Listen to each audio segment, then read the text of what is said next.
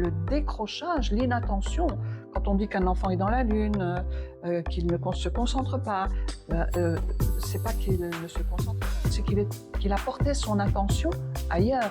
Ce qu'on lui montre, il ne sait pas le décoder. Et la façon dont on apprend aujourd'hui à ces cerveaux-là ne fonctionne pas. Ça fait tout l'inverse en fait. Ça les... Hello Betty, je suis ravie de partager ce moment avec toi. Est-ce que tu peux me dire qui est Betty? Bonjour Modestie. Alors c'est un plaisir pour moi aussi de partager ce moment avec toi. Je suis Betty Rossito. Je vis dans le sud de l'Italie. J'ai vécu en Belgique. J'ai eu une carrière professionnelle dans les institutions européennes.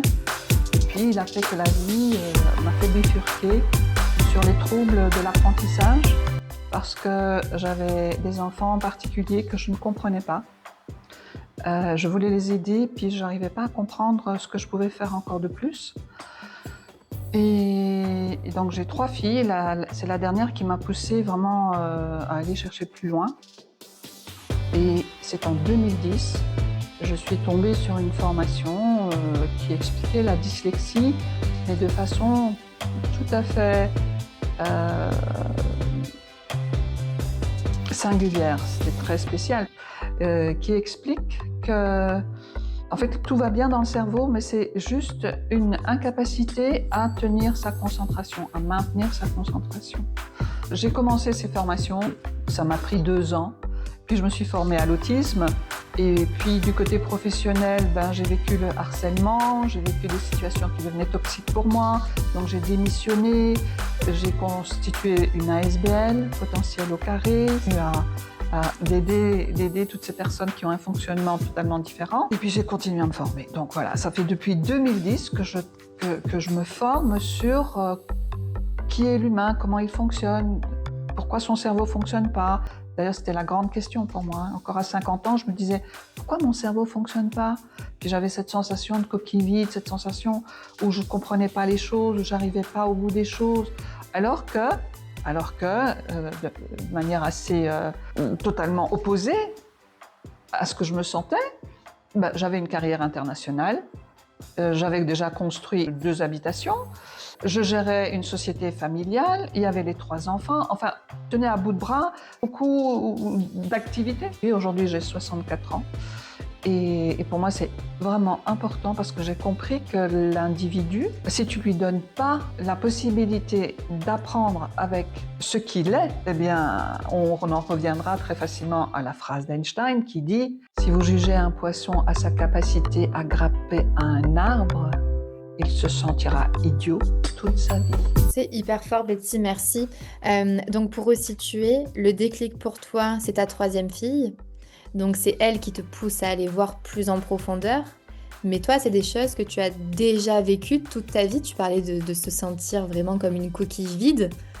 C'est hyper fort. Et ça se traduisait comment, si tu peux donner un exemple de ton ressenti? Parce qu'on sent la dualité, tu vois, entre factuellement, j'ai réussi plein de choses. Et pour autant, je me sens comme une coquille vide. Je sens qu'il y a quelque chose qui n'est pas dans la norme de ce que je vois autour de moi.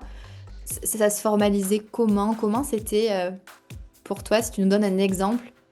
Alors, le sentiment de coquille vide, c'est quelque chose que tu ressens. Ça veut dire que tu t'es jamais satisfaite. Jamais satisfaite. Que je fasse un plat, c'était toujours « Oh oui, mais non, j'aurais dû mettre un peu plus de sel. Ah, mais c'est super délicieux ce que tu as fait. Oui, mais non, j'aurais dû mettre un peu plus de ceci, j'aurais dû faire un peu plus ceci. » Jamais non plus avoir l'impression que tu accèdes à l'excellence. Donc au boulot, j'avais toujours l'impression d'être la dernière roue du chariot, alors que j'avais quand même des personnes qui me renvoyaient juste le contraire. J'avais aussi ce sentiment d'être complètement isolée des autres. J'avais très peu de contacts, j'arrivais pas à lier les contacts avec les autres en fait, que ce soit en tant qu'enfant ou que ce soit après en tant qu'adulte. Dans mon milieu professionnel, j'étais toujours excessivement isolée. Et si par bonheur je tombais sur des personnes avec qui ça matchait, c'était des personnes qui fonctionnaient comme moi, en fait. Mais ça, je ne le savais pas. Tu vois? Donc, oui, donc ce besoin de toujours en faire plus, de toujours essayer de comprendre, de faire des liens. Et puis, ce qui se passait aussi beaucoup, c'est que je faisais des liens avec les choses, entre les choses, tout en ayant des liens qui me manquaient. Et donc souvent, je voyais les choses différemment des autres. Et ça, c'était les grands conflits avec mon mari, et puis avec mes enfants aussi. C'est que je projetais, je voyais des situations, j'étais capable de vraiment me rendre compte de ce qui allait se passer si on fonctionnait d'une certaine manière, si on prenait certaines décisions. Et de l'autre côté, on ne m'entendait absolument pas. Donc ça te renvoie cette sensation d'être « ok, donc tout ce que je raconte est faux, tout ce que je dis n'a pas de sens ». Tu vois, ce sentiment de coquille vide là que tu traînes. Voilà, c'est vraiment encore aujourd'hui un sentiment qui pèse. Ouais. Et j'entends aussi le fait de pas se sentir reconnu, tu vois? Quand tu essayes de t'agiter en disant: «Mais c'est ça la solution» et que tu pas entendu et du coup, on comprend mieux, en tout cas je comprends mieux comment ça se traduisait pour toi. Et tu as parlé aussi d'une chose, importante, c'est, le côté, apprentissage et concentration. Pour toi, comment t'as fait, du coup? Parce que tu as découvert ensuite qu'il y avait, plein de solutions et autres, on en parlera tout à l'heure, mais comment tu faisais toi pour apprendre justement, quand tu sens que tu ne fonctionnes pas comme tout le monde? Je pense que j'avais un profil très autistique et donc j'étais toujours très curieuse, j'ouvrais grand mes oreilles, j'écoutais tout ce qu'on me racontait, mais souvent sans vraiment comprendre. Euh, je comprenais pas. En fait, c'est difficile à exprimer, mais c'était un espèce de néant. C'est comme si je regardais quelque chose bouger, mais sans le reconnaître, sans l'entendre. C'était donc tu vois, apprendre, se concentrer. C'est pas non plus des notions ou des vocabulaires qui étaient fort abordés à l'époque, hein. Donc 64 ans aujourd'hui, ça veut dire que c'était dans les années 60. Euh, et l'enseignement était beaucoup plus rigide qu'aujourd'hui, et puis on ne cherchait pas à comprendre l'état ou ce que l'enfant avait vraiment besoin. Il y avait une matière à donner, puis on donnait la matière, et puis time. Ceux qui suivaient, c'était très bien, ceux qui ne suivaient pas, ben, ils n'étaient pas faits pour l'école, c'est tout. Et ça, c'est devenu mon combat. Et c'est qu'il n'y a personne qui n'est pas fait pour apprendre. Le cerveau, lui, il apprend totalement automatiquement. C'est sa fonction première, apprendre. Apprendre, c'est pas seulement à l'école. Apprendre, c'est à chaque instant de ta vie. Tu vois n'importe quoi qui est nouveau, ben, c'est un nouvel apprentissage. Si tu n'as jamais vu de bourgeons sur les arbres, le jour où tu verras les bourgeons, ben, c'est un circuit neuronal qui va s'installer. Waouh, un bourgeon. Tu vois, c'est ça, apprendre. C'est pas seulement l'alphabet, c'est pas seulement les mathématiques, l'histoire, la géographie. Apprendre, c'est un tout. C'est la vie. Et si je comprends bien, donc c'est ton histoire personnelle, l'amour qui est né finalement quand tu es devenue maman, et ta troisième fille qui t'a poussé à trouver des solutions. Euh, Qu'est-ce que tu t'es dit? Parce que tu as accompagné chercher des solutions pour ta fille, tu nous as rapidement expliqué tout à l'heure. Qu'est-ce que tu t'es dit? Qu'est-ce qu'il fallait que tu fasses? Et qu'est-ce qui est devenu ta mission? Alors écoute, donc au départ, mes enfants, ma fille, j'ai trouvé des personnes qui utilisaient cet outil-là, et donc je les ai amenés à suivre ces programmes. Donc je les ai aidés de cette manière-là. Mais très vite, en fait, c'est devenu presque obsessionnel.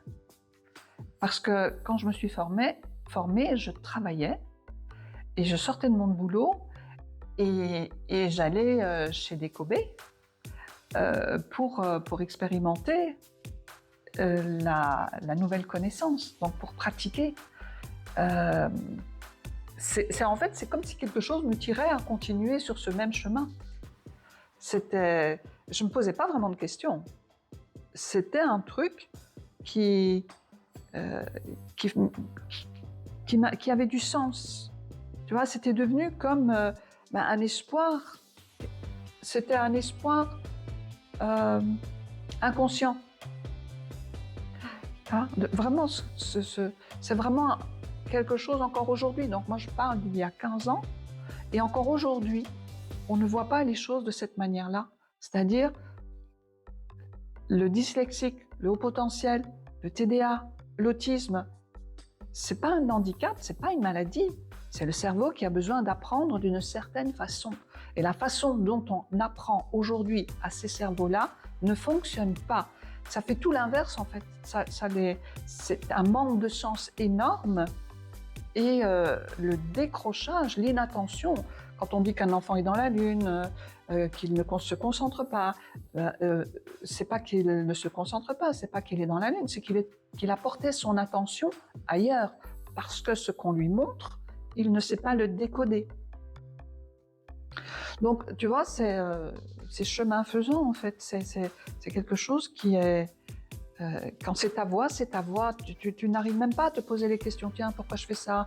Est-ce que je le fais bien? Est-ce que c'est pas bien? Non. Oui, la première fois, le premier module, tu dis, waouh, c'était un module de 2 jours. Moi, j'avais pas du tout l'habitude de faire des formations. Et bon, qu'est-ce que je fais? Je le fais pas. C'était quand même une certaine somme d'argent aussi. Je dis, ok, je fais ce module-là, puis on verra.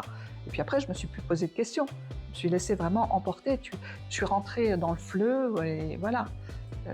C'est arrivé jusqu'au bout. Et puis j'ai fait énormément d'investissements, de formation à partir du moment où j'ai compris que moi-même, j'étais celle qui fonctionnait comme ça aussi. La dyslexie, l'autisme, le manque de sens de l'existence, tout ça, je fonctionne comme ça. J'étais cette personne-là. Donc, la première personne avec qui j'ai travaillé, c'est moi. Génial. Tu as parlé de l'attention. Du coup, ça me fait penser aussi à la concentration. Et pourquoi ce sujet de la concentration et de la structure mentale, finalement, est crucial aujourd'hui? Tu sais, c'est pas un sujet, c'est pas quelque chose de crucial, c'est notre fonctionnement. L'attention, la concentration, ça fait partie de toi. Manquer de concentration, ça n'existe pas. Manquer d'attention, ça n'existe pas. Ce qui existe, c'est qu'on te demande de mettre ta concentration quelque part et que ton cerveau, il la met ailleurs. C'est ça qui existe. Tu vois? Et ça fait du bien de l'entendre. Ah c'est une réalité. Et je me demande, parce que ce que tu dis, ça résonne aussi quelque part, et je me dis, mais punaise, c'est tellement pour moi un problème massif, pourquoi on en parle si peu? Mais c'est ce que je disais tout à l'heure. Ça fait 15 ans que je véhicule cette information et ça ne change toujours pas. On demande toujours la même chose aux enfants. On demande aux enfants de changer. On va voir les psys, la psychomotricité. C'est très bien, c'est très bien. Mais tu vois, on met toujours le focus sur l'enfant qui ne sait pas se concentrer. Est-ce que tu as déjà vu un enfant qui ne sait pas se concentrer? Oui, c'est de l'autisme. Oui, quand c'est de l'autisme, un enfant ne sait pas se concentrer. Mais on peut lui apprendre à se concentrer.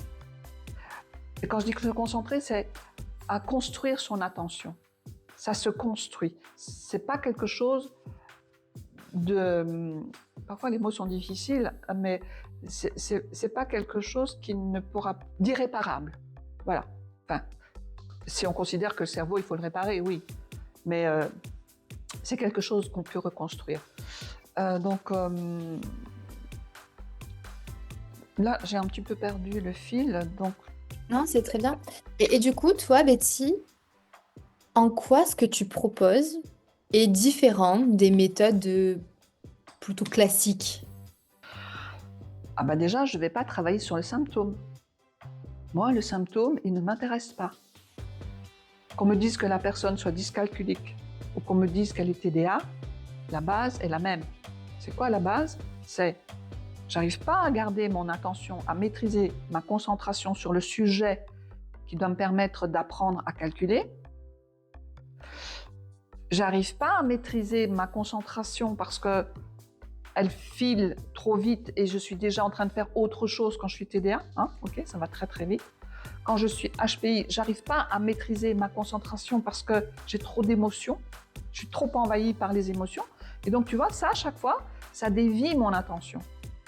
Et donc, moi, ce qui est différent, c'est que de un, je vais travailler à te donner, à t'expliquer comment on fait pour se concentrer. Qu'est-ce que tu fais mécaniquement dans ta tête? Comment ça fonctionne mécaniquement dans ta tête quand tu mets ton attention quelque part? D'ailleurs, très simple, je vais te donner le moyen de comprendre ce que je dis.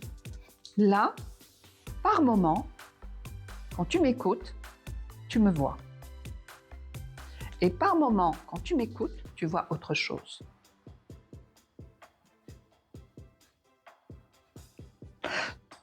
Ton mental conceptualise ce que je te dis. Okay? Donc, par moment, ton attention, elle est tournée vers moi.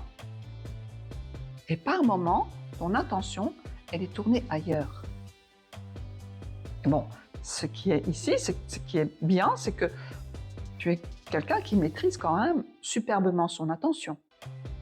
Parce que tu restes connecté à ce que je dis. Ok. Seulement, il y a des personnes qui ne savent pas maintenir leur attention focus dans une direction. Ça s'apprend.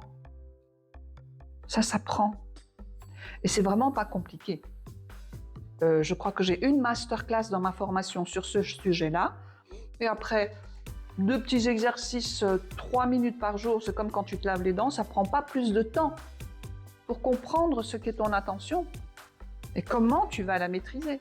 Et comprendre aussi ce qui dévie ton attention. Ouais. Et donc, là où je suis différente de tous les accompagnements qui peuvent venir en aide à toutes ces personnes, et ces accompagnements sont très bien, mais ils ne vont pas changer le problème.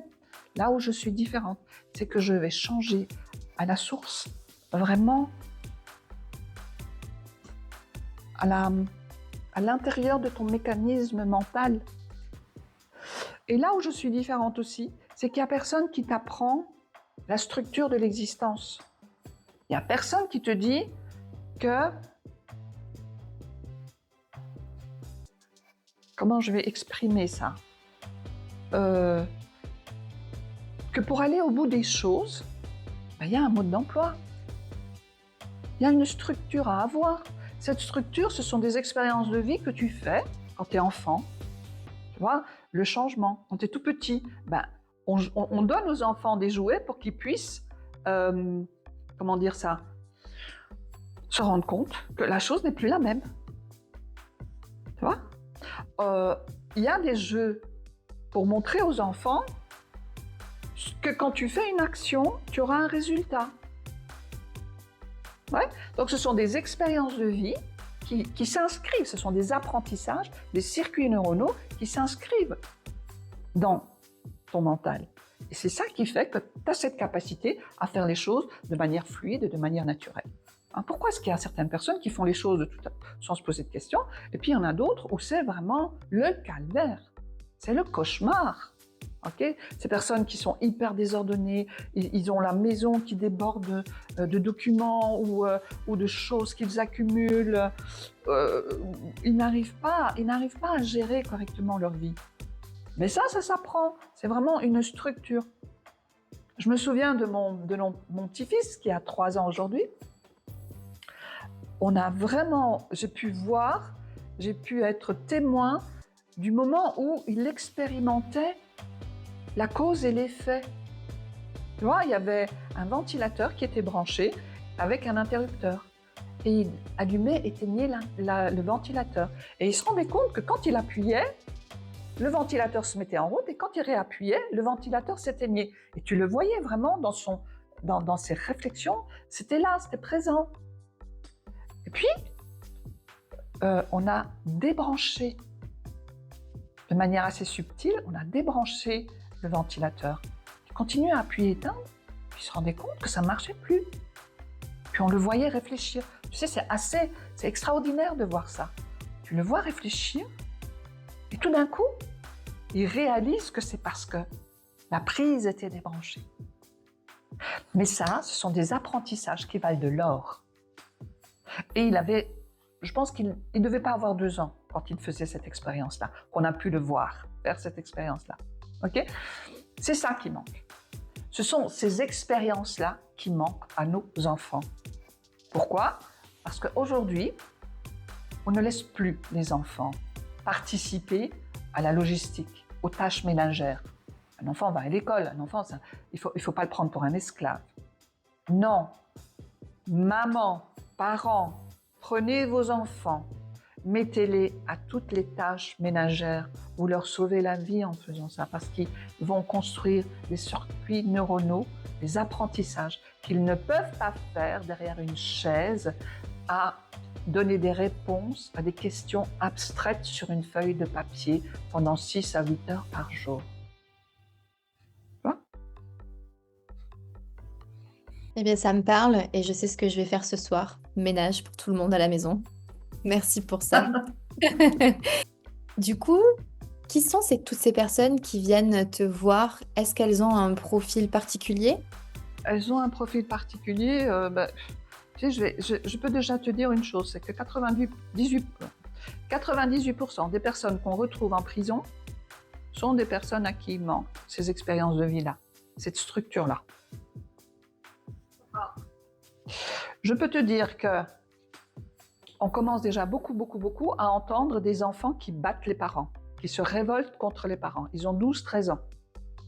Ce sont des enfants à qui il manque la structure, la causalité. Ils n'ont aucun sens de la responsabilité, ils n'ont aucun sens de l'autonomie. Ils veulent déjà être autonomes à 13 ans. Évidemment, tu penses bien que c'est impossible à 13 ans, dans la société dans laquelle on est aujourd'hui. Oui, ce serait possible en plein milieu de la jungle, mais pas dans la société dans laquelle on vit aujourd'hui.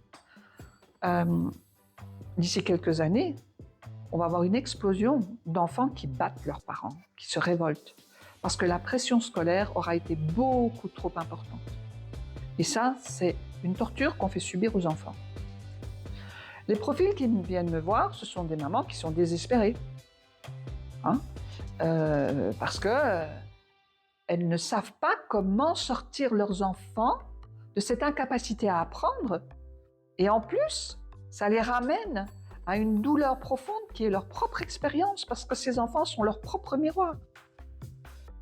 Ils revivent en fait ce que l'enfant vit à l'école, ils le revivent.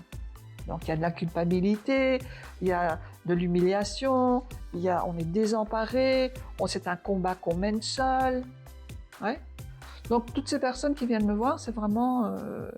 elles sont démunies en fait, avec une situation à gérer, et elles ne savent pas. Et c'est ce que j'étais aussi. Il y a 15-20 ans, quand mon aîné aujourd'hui a 41 ans, mais donc il y a 25 ans, j'étais désemparée, j'avais une ado, je ne savais pas comment l'aider. Je me souviens, j'avais le médecin qui vivait juste à côté de chez moi, je sortais de la maison en essayant de demander de l'aide. C'est encore très fort aujourd'hui, ça. Parce que tu es seule, en fait, dans ce combat. Tu vois ? Et ça, c'est les mamans aujourd'hui, les parents qui sont dans ce combat. Et c'est ça que je cherche au plus profond de moi, à éviter que ça se répète. Parce que ça se répète. Et c'est pas juste. C'est pas juste. Voilà. Super, merci pour ce partage. Et il y a beaucoup d'émotions et c'est ok, on a tous plein d'émotions. Et je pense que c'est aussi ça, transmettre un message. Parce que quand on transmet un message, quand on a fait de son histoire une mission, en tout cas, moi, c'est ce que j'aime voir dans les personnes qui pourraient m'accompagner sur une problématique que je rencontrerai. Donc, merci pour ce partage. Et Betty, pourquoi ces personnes, elles passent souvent inaperçues, elles sont mal comprises? Je voulais juste encore rajouter une petite chose par rapport justement à cette scène où je me revois sortir de chez moi, voir le médecin. Et lui poser la question, être tout à fait désemparée par rapport au fonctionnement de ma jeune adolescence à l'époque, de ma jeune ado à l'époque. Je voudrais dire que les mamans, on sent qu'il y a quelque chose qui ne va pas. On sent le danger. Parce que souvent, l'environnement te dit « Mais non, ne vous inquiétez pas, tout va bien, c'est pas de la dyslexie. Mais non, vous savez, c'est des choses qui sont normales. Ils passent de ce genre de situation, ils les vivent, c'est pas grave. » Or que non, tu vois, vraiment, ce que je voudrais dire aux mamans, c'est si intérieurement elles sentent un danger, ce danger, il est là, il est réel. Donc, et elles ont raison de chercher des solutions. C'est ça que je voulais dire. Ok, merci pour les précisions. Et du coup, est-ce que tu as réussi à toi à répertorier les grands mythes, justement, qu'on peut retrouver au sujet de la concentration et de l'attention? Spontanément, je penserais, tu vois, il suffit de se forcer, faire un effort. Est-ce que tu en as d'autres qui te viennent comme ça? Alors moi, ce qu'on m'a dit à moi, personnellement, on m'a dit « Oh mais madame, votre culture, c'est comme le gruyère, c'est plein de trous. » Oui, c'était plein de trous, effectivement, mais je vois pas comment j'aurais pu faire autrement, puisque ma concentration, on m'avait jamais dit comment l'utiliser, et il m'était impossible d'apprendre, en fait. Tu vois ? Puis j'ai eu des clientes qui sont venues et qui m'ont dit oui, corps professoral a dit à mon fils qu'il avait du fromage blanc dans la tête. Ok, c'est faux. Ce sont des enfants qui sont hyper intelligents. En fait, on est en train de jeter toutes ces intelligences à la poubelle. Les jeunes enfants qui ont des problèmes, qui sont répertoriés comme ayant des troubles de l'apprentissage, non, c'est pas un trouble de l'apprentissage, c'est un trouble de l'école. Parce que l'enfant, lui, va bien. Mais avec les années, ça devient un débile. Ça devient un trouble. Mais à la base, ça ne l'était pas du tout. Donc, je ne sais pas de quel mythe tu aurais voulu que je parle, mais le mythe, c'est de croire que ces enfants qui sont diagnostiqués, qui sont catalogués, qui sont mis en bout de classe, qui perturbent la classe, ce sont justement des enfants qui sont plus intelligents. Et la preuve en est qu'on a énormément de personnalités qui, à la base, ont été soit autistes, soit dyslexiques, soit TDA. Il y a cette chanteuse qui s'appelle Louane qui dit qu'elle était TDA. Elle raconte comme son enfance a été difficile. On a un acteur français qui s'appelle Fabrice Lucchini, dyslexique, incapable d'apprendre. Il a eu la chance d'avoir une mère qui était bien inspirée, qui l'a mis dans une école, dans un salon de coiffure d'un quartier très huppé. Et puis là, il a rencontré des gens. Et comme c'était une personne intelligente, il a appris. Il a appris plein de choses. Il a appris des personnes qu'il a rencontrées. Et aujourd'hui, vous avez Fabrice Lucchini. Vous l'entendez parler, vous en tombez amoureux. Il est extraordinaire comme personnage. Il a cet amour des mots, cet amour des lettres, cet amour de la vie. Il est extraordinaire. Heureusement que sa mère lui a eu cette brillante idée. Sinon, ça aurait été encore une fois un enfant qui n'aurait pas pu se développer, s'épanouir, jouir de son potentiel. Ce sont des enfants qui ont du potentiel au carré. C'est ça la SBL, c'est potentiel au carré. Et pour les aider, j'ai construit, avec tout ce que j'ai appris, le neuromodelage. Et là, on a un nouvel espoir pour toutes ces personnes. Et en moins de 6 mois.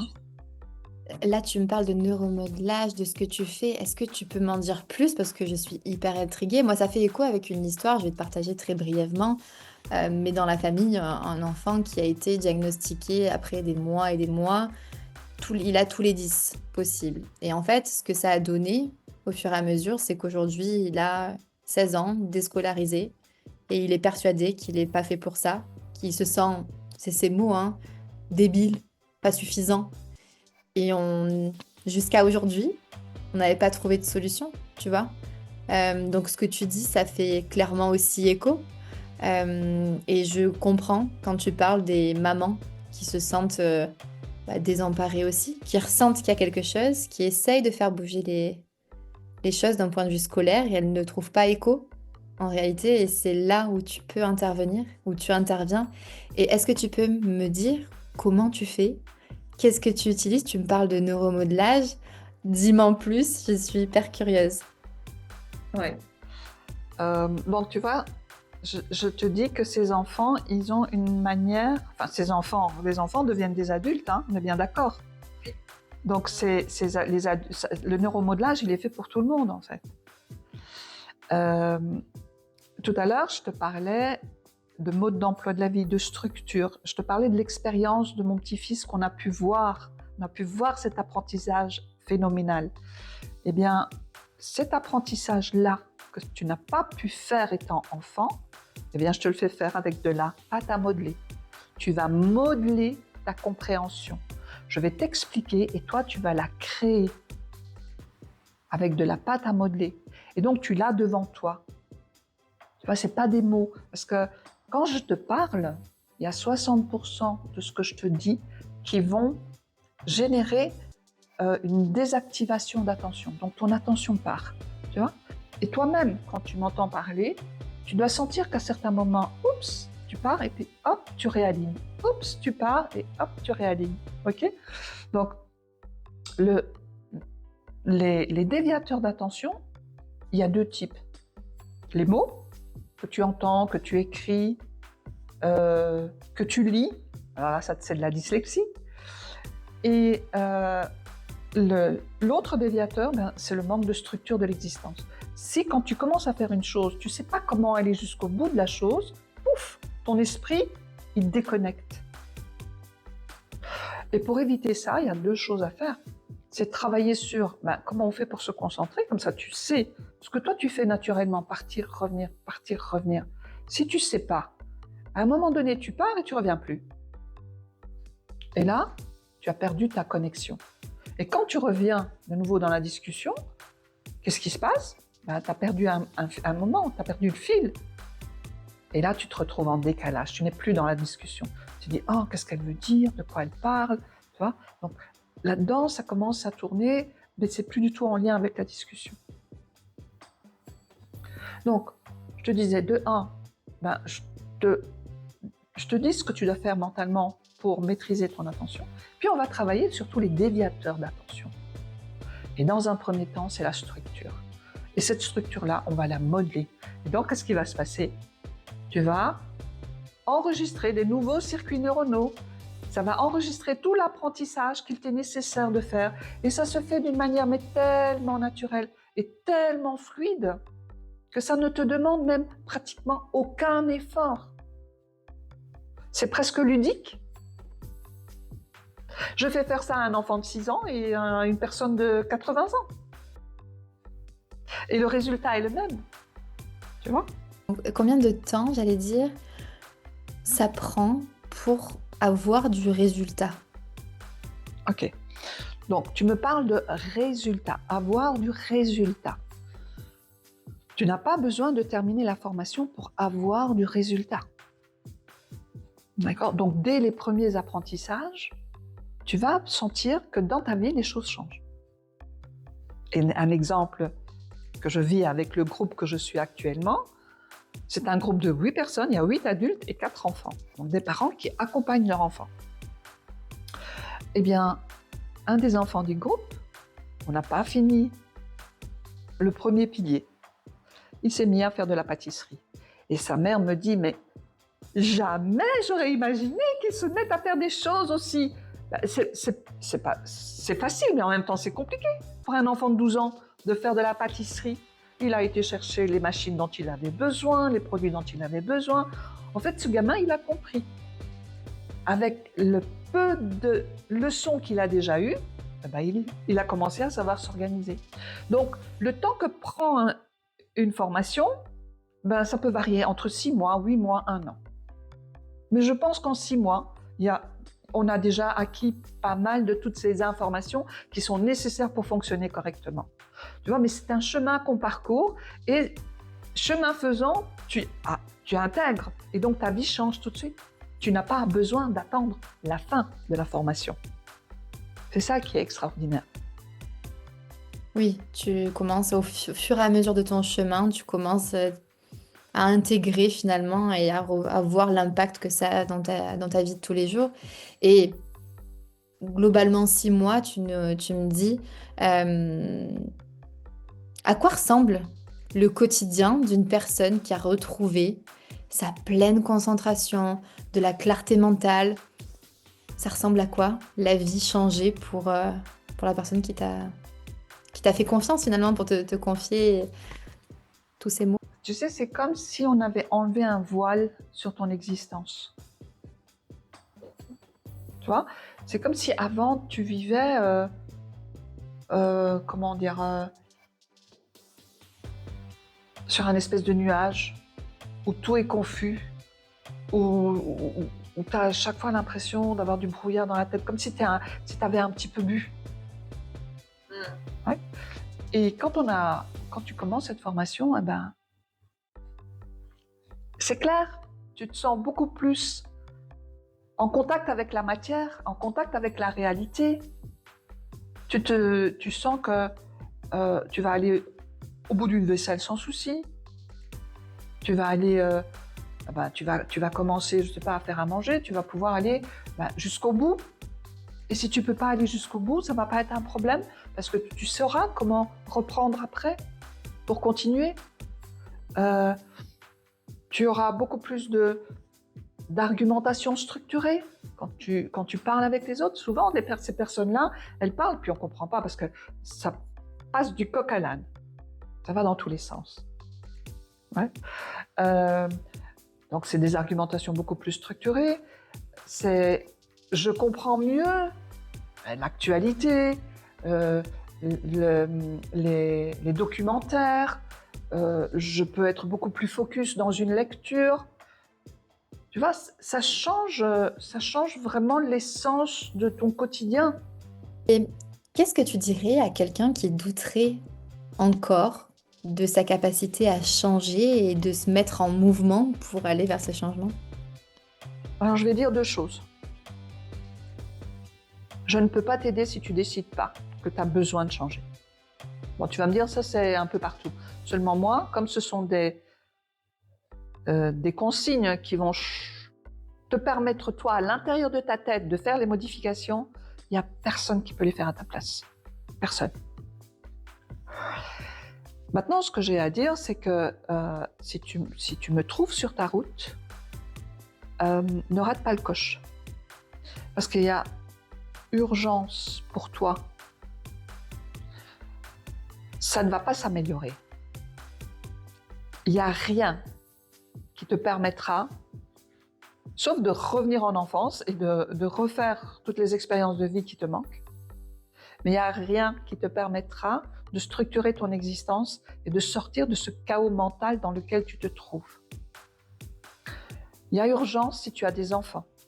L'enfant, quand il arrive à 12-13 ans, il t'échappe, tu ne le maîtrises plus. Tu ne lui diras plus ce qu'il a à faire, c'est lui qui va te dire ce qu'il veut. Et s'il n'a pas la structure de la vie, tu vas vivre un enfer. Tu vas vivre les décrochages scolaires. La pression de la société sur les jeunes est énorme. Et ils bercent dans l'alcool, dans la drogue. Et puis ils finissent par faire l'irréparable. Tout ça, pourquoi ? Parce qu'ils n'ont pas eu la structure. Je pourrais rapidement te partager l'histoire d'un jeune que j'ai connu, qui était brillant, en primaire. Je pense qu'il y a beaucoup de gens qui vont se reconnaître dans cette histoire. Cet enfant était brillant en primaire. On lui avait même fait sauter une classe. Et arrivé en secondaire, il n'y avait plus rien qui lui permettait de comprendre ce qu'on lui demandait. Plus aucune matière. Pourquoi ? Parce que l'enfant avait une mémoire extraordinaire, donc une intelligence bien placée. puis il est arrivé en secondaire, la mémoire ne suffit plus. Il faut comprendre. Et si tu ne comprends pas, tu ne peux pas mémoriser des matières qui sont de plus en plus complexes. Tu as besoin de les comprendre.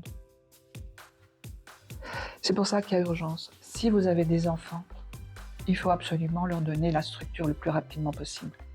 Et si vous êtes des adultes, si vous avez envie de changer votre vie, il ne faut pas hésiter un instant à faire du neuromodelage.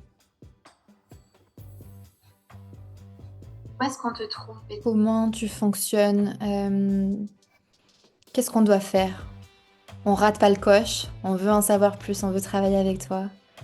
Alors, déjà, en dessous, dans les biographies, vous allez trouver un lien pour prendre un rendez-vous, pour avoir un bilan, et c'est tout à fait offert. Donc pendant 1 heure, on peut travailler ensemble, et je vous donnerai un éclairage sur le fonctionnement. Donc là, il suffira de cliquer sur le lien. Vous avez mon site internet potentielaucarré.be en un seul mot. Le site internet sur lequel vous pouvez me retrouver aussi. Et puis il y a Instagram, c'est Betty Rossito Potentiel au carré. Et sur Facebook aussi. Je mettrai tous les liens en bio pour me retrouver. Cette formation, je voudrais encore juste ajouter une chose, cette formation a un coût. C'est un accompagnement qui va durer sur plusieurs mois. Et ce n'est pas une séance où vous déposez votre enfant ou une séance où vous parlez de vous et puis vous revenez la semaine suivante. C'est un accompagnement où chaque semaine, vous acquérez de nouvelles connaissances qui vous permettent de faire face aux expériences de la vie. Merci pour ces précisions, Betty. Est-ce que tu as un dernier message à transmettre aux personnes qui te regardent là? À transmettre.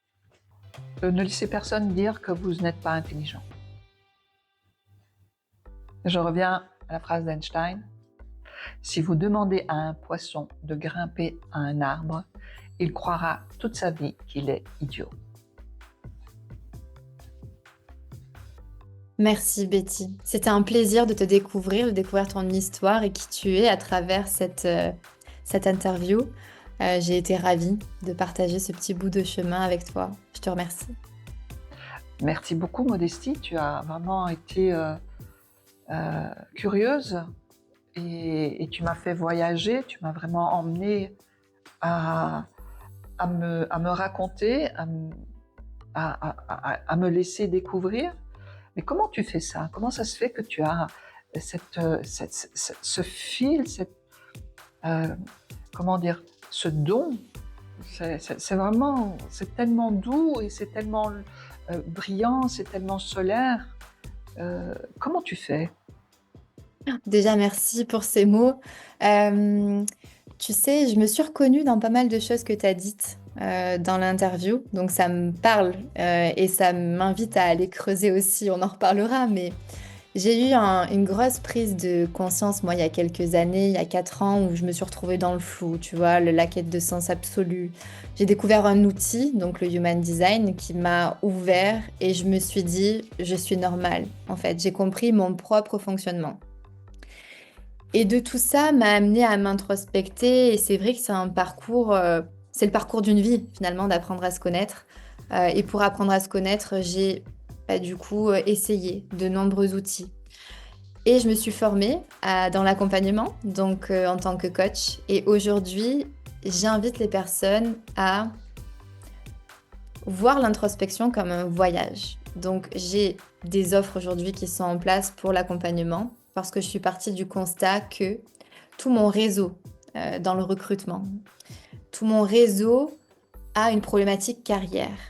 Mais comment veux-tu changer ta carrière si on ne va pas travailler à la racine de ta carrière qui est toi? Donc, pour avoir de l'impact qui soit concret, qui soit durable et aligné, il faut aller voir un petit peu plus en profondeur. Tu parlais de sources, je parle de racines. On s'y retrouve aussi. Et en fait, j'invite les personnes à avoir ce voyage-là. Et le voyage, il est accompagné, il est encadré parce que justement, tu vois, quand on pose des questions, quand on prend un regard qui est différent, quand on s'invite à aller voir les angles morts, quand on comprend d'où viennent des croyances et les blocages, ben là, tout se transforme. Et c'est vraiment ce que j'adore faire. J'ai l'impression et la sensation d'être vraiment à ma place. Donc, ben, je suis ravie que ça ait pu participer à cette interview, à cette discussion finalement qui est riche. Mais écoute, c'est vraiment ça. J'ai voyagé pendant cette interview, j'ai vraiment, vraiment voyagé. Et si tu es d'accord, euh, j'aimerais à mon tour être curieuse comme tu l'as été envers moi. Et puis, lors d'une autre interview, un autre moment, que ce soit à mon tour d'en savoir plus à ton propos, de qui tu es, comment tu fais, euh, euh, qu'est-ce que tu peux apporter, parce que j'ai vraiment l'impression que ce que tu peux apporter, euh, c'est tellement lumineux. Tu vois, j'ai ressenti comme si tu mettais en lumière tout ce que j'étais. Donc voilà, j'espère qu'on va prendre nos agendas, qu'on va fixer un rendez-vous et puis on va faire l'interview dans l'autre sens. Avec grand plaisir. Avec grand plaisir, Betty. Eh ben, c'est super. Merci. Merci à toi. Bon, c'était... C'est le cerveau qui a besoin d'apprendre d'une certaine façon.